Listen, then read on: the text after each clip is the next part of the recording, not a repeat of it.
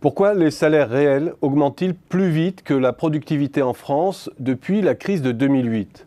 C'est un fait, la part des rémunérations dans la valeur ajoutée, stable sur moyenne période, a ainsi progressé pendant la crise. Cette évolution peut sembler paradoxale au moment même où le FMI s'inquiète de l'attrition de la part des salaires dans la valeur ajoutée dans le monde développé.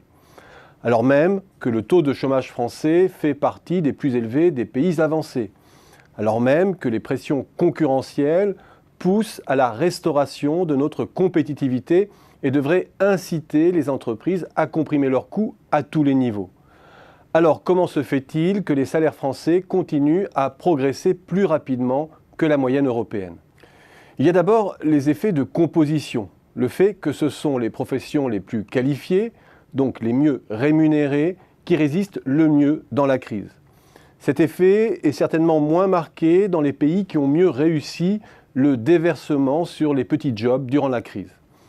À quoi on pourrait ajouter l'impact de la sortie de l'emploi de la génération du baby-boom, la mieux rémunérée, processus plus avancé aussi dans d'autres pays. Il faut ensuite tenir compte de l'effet conjoint du CICE après 2014 et de la baisse du prix des matières premières qui ont participé à la restauration partielle des marges des entreprises. Les entreprises françaises sont ainsi parvenues, au cours des dernières années, à distribuer des salaires tout en contenant l'évolution de leur prix de vente. Elles sont parvenues de surcroît à maintenir leur taux d'investissement grâce à un accès peu contraint au crédit. En témoigne l'évolution du taux d'endettement des sociétés non financières hexagonales à contre-courant de ce que l'on observe dans la plupart des pays développés. Les entreprises ont ainsi bénéficié d'un certain nombre d'amortisseurs qui leur ont évité de mettre les salariés, notamment les plus qualifiés, sous pression salariale excessive.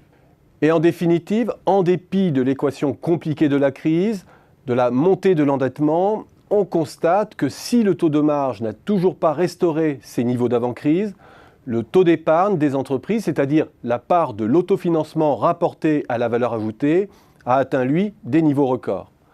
Fiscalité aidant, décrue des taux aidant, les entreprises sont moins étranglées financièrement que ne le suggèrent certains commentaires. À cela, il faut ajouter des causes moins objectivables, mais qui peuvent jouer un rôle significatif dans le cas français. D'abord, le fait que la comptabilité nationale ne saisit que la situation financière des entités résidentes des groupes français ou étrangers, dont le périmètre est beaucoup plus large. Or, rappelons-le, les groupes concentrent plus de la moitié de l'emploi en France.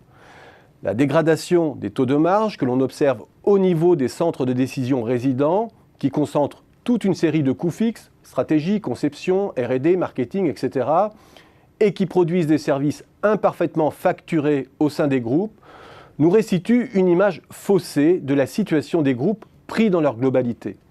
Leur situation, qu'elle soit financière ou en termes de part de marché, n'est plus la même lorsque l'on y intègre les filiales étrangères. Et la formation des salaires n'est probablement pas étanche à cette situation consolidée. À cela, il faut peut-être ajouter les nouvelles marges de manœuvre que confère le numérique en matière de ressources humaines.